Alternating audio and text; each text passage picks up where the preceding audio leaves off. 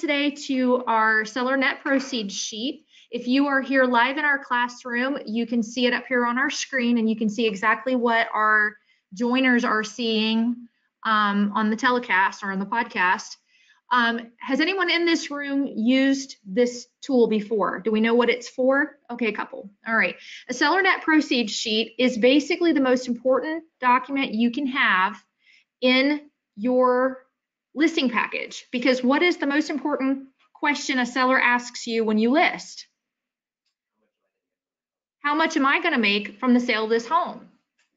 They want to know how much they're going to walk away with. So that's what this form is for. Okay, I'm going to do a very simple math problem with you. We're going to keep this very abridged. Once we finish this recording, we can go over it again if you would like, but I would like to keep this pretty simple to a one example process. So if you look at the top of the page, it says property address. You can type in whatever the name of the property is with the address so that you can be specific. Now, you can also use this proceeds sheet for a buyer if they want to pay for title search and exam or other expenses to show them in a breakdown what the expenses would be, okay? So the property address may change if you're working with a buyer. Okay, so Christina, your microphone is not muted. There we go.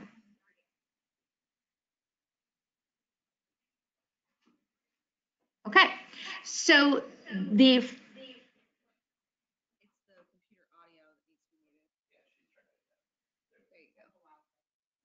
we go. Okay. Okay, so what are the constants involved in a seller sale, usual and customary in our area? Anybody know? And again, you can feel free to chat. You can type answers if you're not here live. If you're here live, you can just say them. You don't have to type them. Are you asking what the usual charges are, like doc stamps? Yeah. Okay. So Ron Sweiger is here with us in the classroom today, and he says one of the usual examples would be a doc stamp. What would be another one? Title insurance, exactly. Search and exam. What's another one? What is another usual and customary fee that a seller would pay? Commission, right, exactly.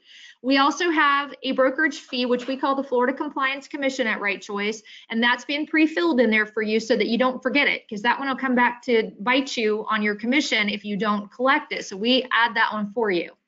Okay, so let's go back up to the top and let's use round figures. And if you're just watching in the classroom, that's okay, that you can see exactly what everyone on their computer can see as well here and on the podcast. So the sale price that we're going to work with today is $150,000. Doc stamps are very, very straightforward. And right on this form, I made a cheat sheet for you and I put the formulas on here so you don't have to reinvent the wheel or remember them. It will become second nature for you, but you don't have to at this point, okay? The goal and the reason why you're not allowed to use an app in the mentoring program is why? Why do you think I want you to learn this math? Why?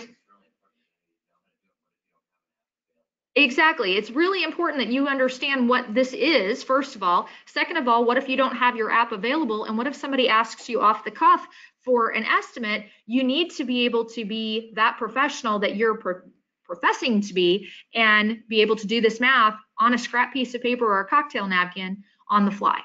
So I want you to understand what these formulas are for so that you can do that on your own quickly. So a doc stamp is what? What is a doc stamp? Anybody know?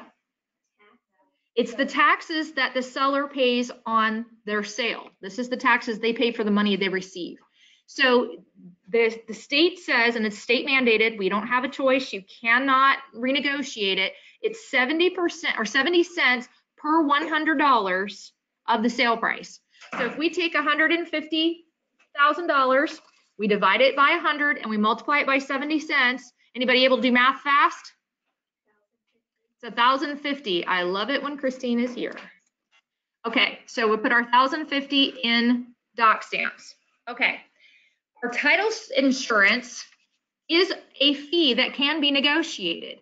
A buyer or a seller may pay these fees if they so wish. It is usual and customary in our area for the seller to pay this fee, so that's why it's on this estimated net proceeds sheet. So anybody know the formula, how to do title insurance? Everybody gets scared of this one. Title insurance. It's really not that hard. For the first $100,000, it's always $575. If it's $100,000, it's $575. Does that make sense? It's $5.75 per $1,000 of the sale price up to $100,000.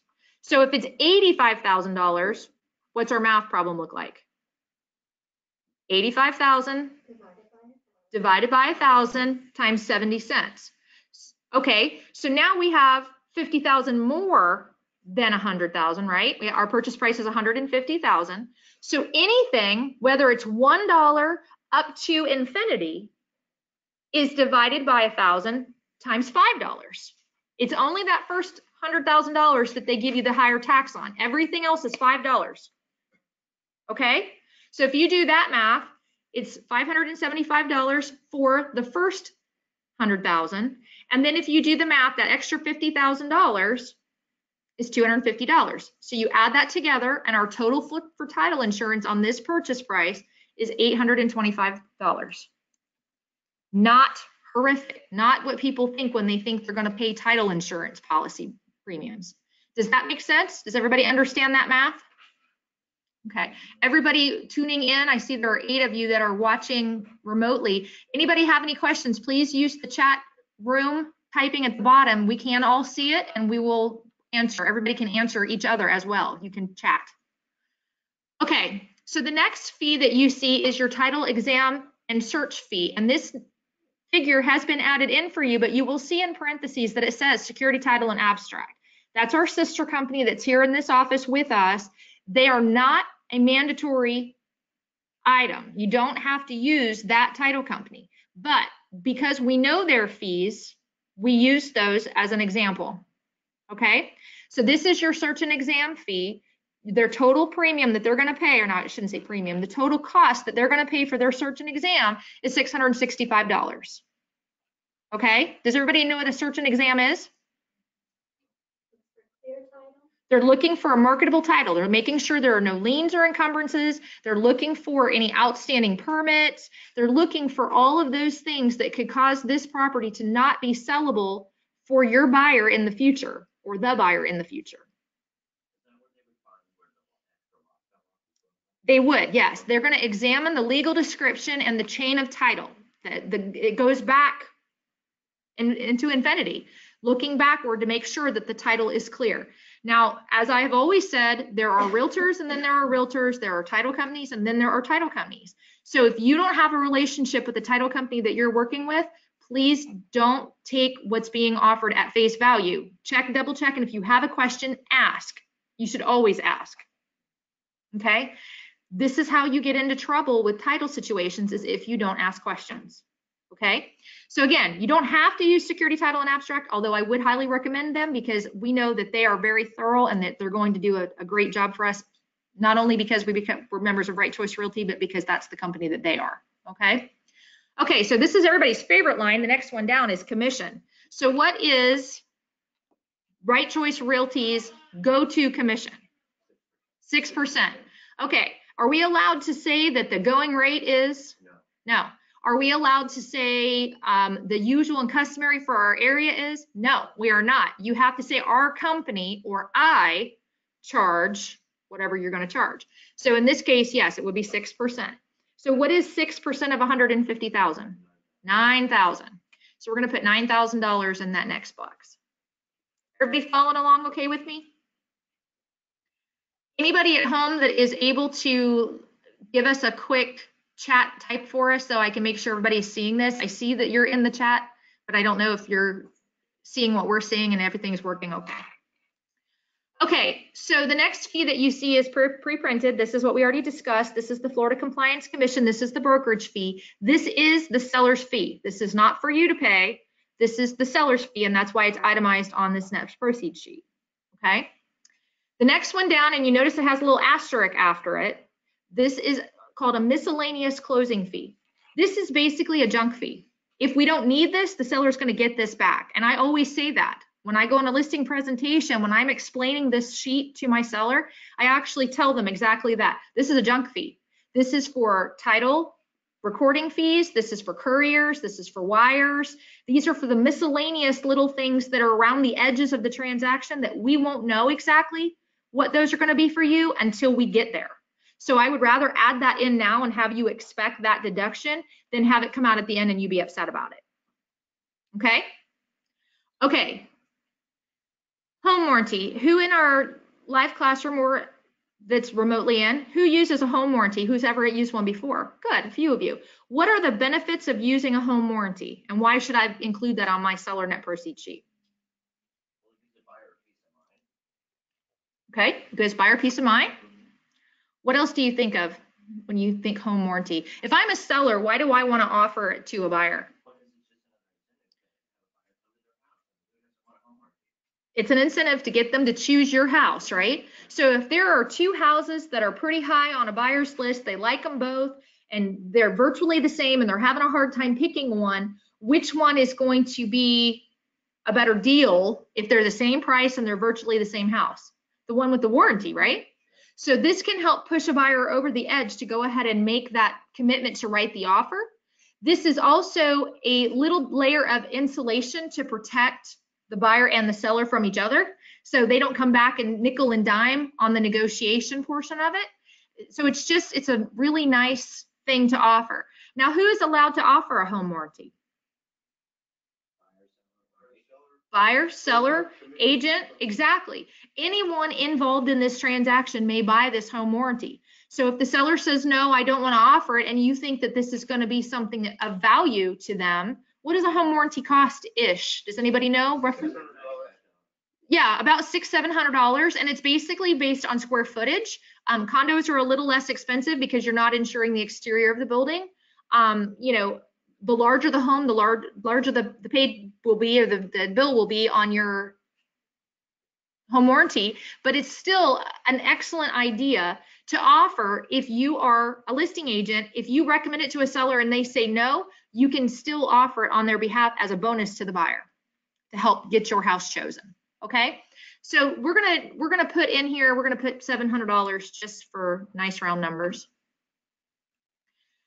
Okay, the next one is important to understand what it is and why when we do a seller net proceeds sheet. Does anybody know what seller concessions are?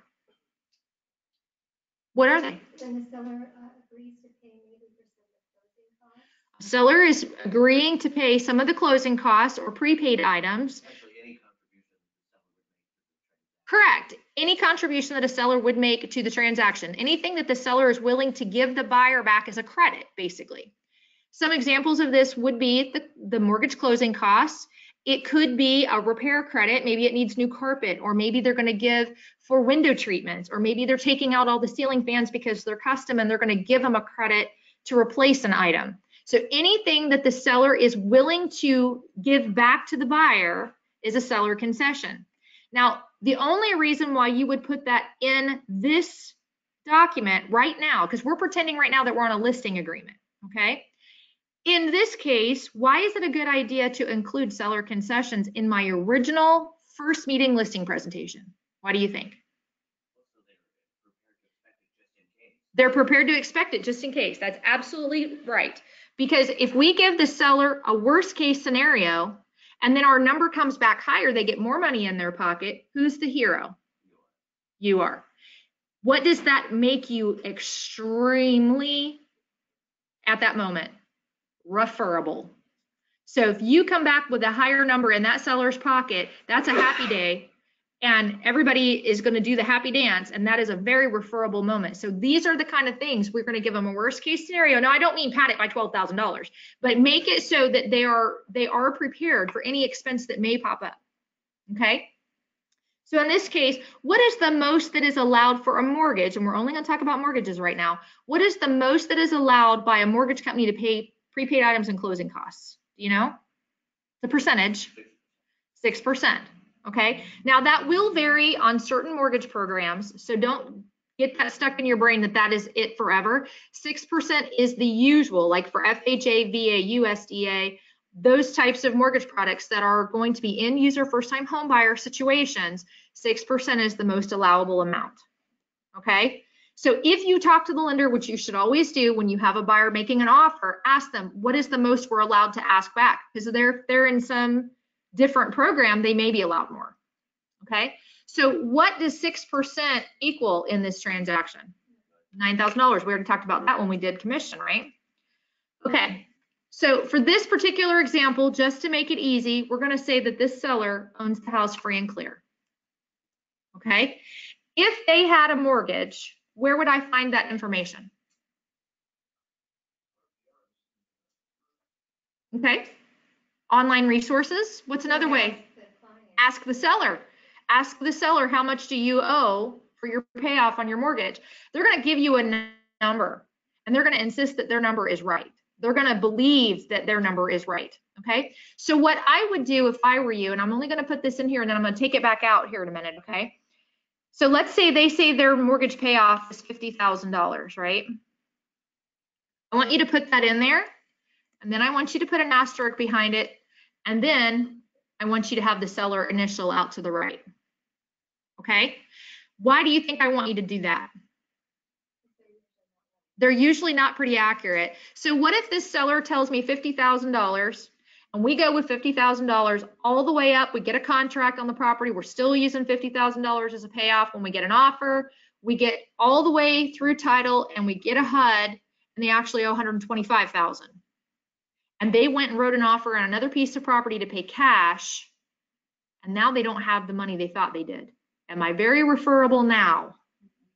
Not at all. My name is Mud with a capital Mud, right? So we want to make sure that we are getting the facts. What's another way that we could verify? There's two more ways that you could do it. One I recommend, one I really don't. One of them is ask them for a mortgage statement. Ask them to see their monthly mortgage statement and see what it said their balance was for the previous month. And then you can use that number because, again, we're going to have a worst case scenario, right? So we're actually going to be reduced by some principal, probably not a lot, but it'll be a little different. So that's probably a pretty sound way of doing it.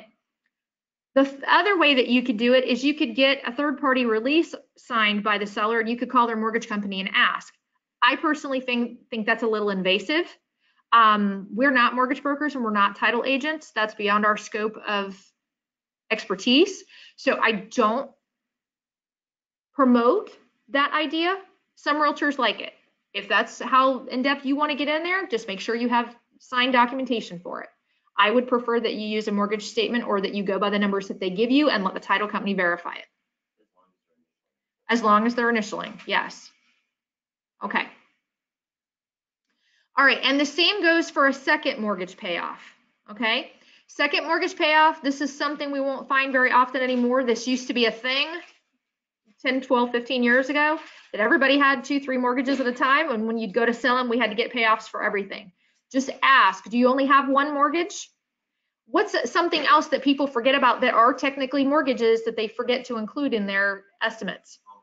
Home equity lines, personal line of credit, anything that the house guarantees or secures.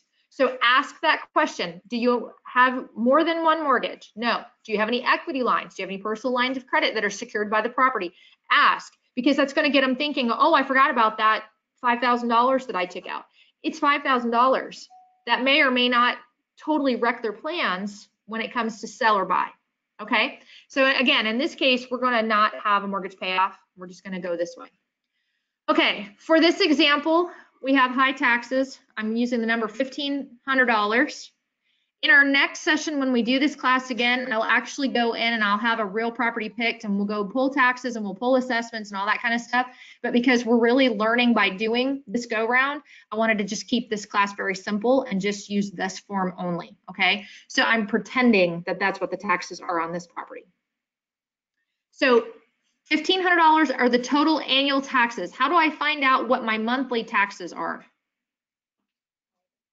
Divided by 12, right? So 15,000 divided by 12 comes out to $120 a month, all right? So we're using lifetime right now. About how long does it take to close a property from the time it's on the market until it goes under contract?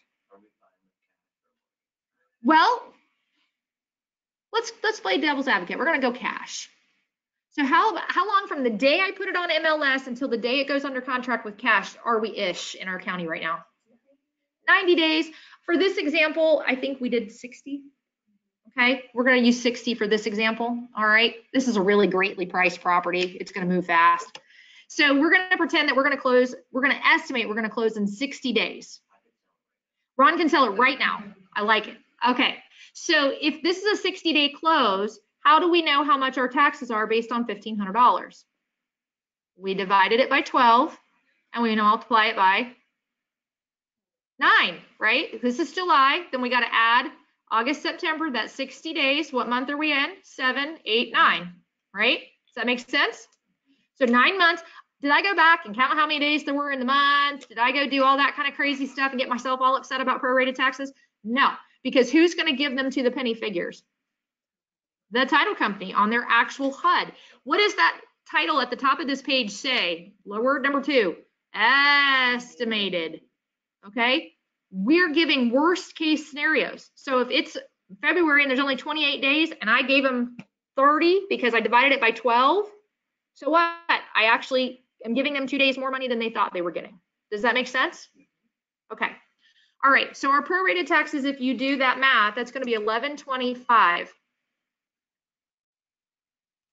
Maybe experience degraded audio quality. Okay. All right, so our property is going to be in the Cape, and the assessments have been in since 2011.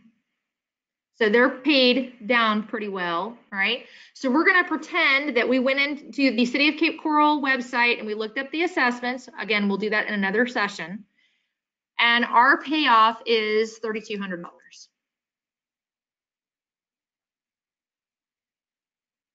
Okay. What would be some other expenses for the next line? What do you think would be some other stuff that could happen that needs to be included in a seller estimated net proceeds? Estoppel charges if it's in an HOA, or if there's a tenant in place, we have to do an estoppel with a tenant now if there is a lease.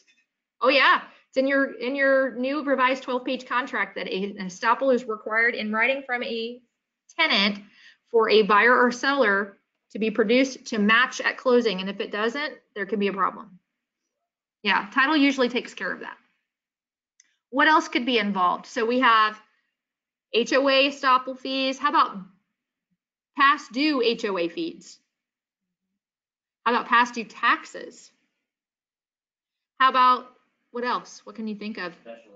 Special assessments, if it's in an HOA, maybe they're putting a new roof on the clubhouse or putting in a new tennis court or street lights or something. There could be a special assessment. Lien.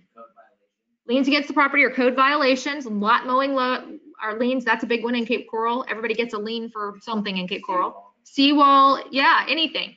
Okay, so you need, as a listing agent, to do a lot of sleuthing around when you take a listing. So is it a good idea to just say, I'll be there in 35 minutes and whip up a quick CMA and go on the fly? No, because there could be a lot of things that you don't know about this property that you're going to need to do some research on. Yes, you can do this on the fly if you need to, but I would never ever recommend that you give a price to someone or do this net sheet until you've had time to sit down and do the research after the fact. Okay, you can give them a preliminary one, but they need to understand that this, in this box, we acknowledge this is an estimate. Get them to sign that for you, because this is a snapshot. It's not the whole photo album of this transaction. Does that make sense? Okay. All right, so for this example, just to keep it neat, we're going to say 0 and others. Okay, so we're going to do the math really fast. I messed Haley up because she did my math for me, so I didn't have to do it. And then I added 2 items, so I got to fix it.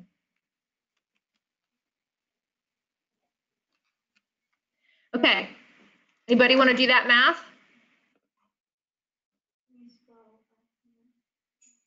Oh, sure, like that? I'll give you just a couple minutes.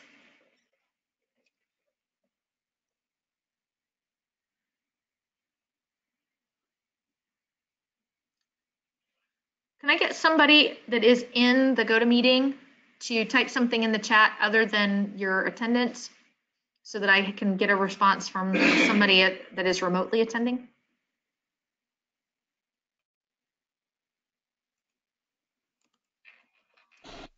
Yeah, I don't know how to do that. In the underneath the box where it says chat, if you click the little drop down arrow, there'll actually be a little chat button. And then you can see what's being typed by all the other members of the chat as well.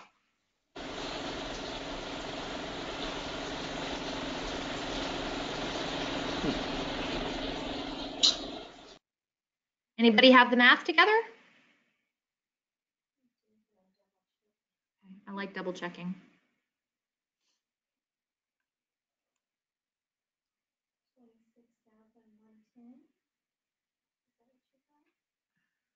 How did we come up with that number? Oh, I know why I came up with that number. Because I'm goofy. 26,110, is that what you got? That's what I got as well. Okay, so we're going to say that that is our total expense. Okay, so then we take our total price, which is 150. Oh, I can't type. And we subtract our total expenses.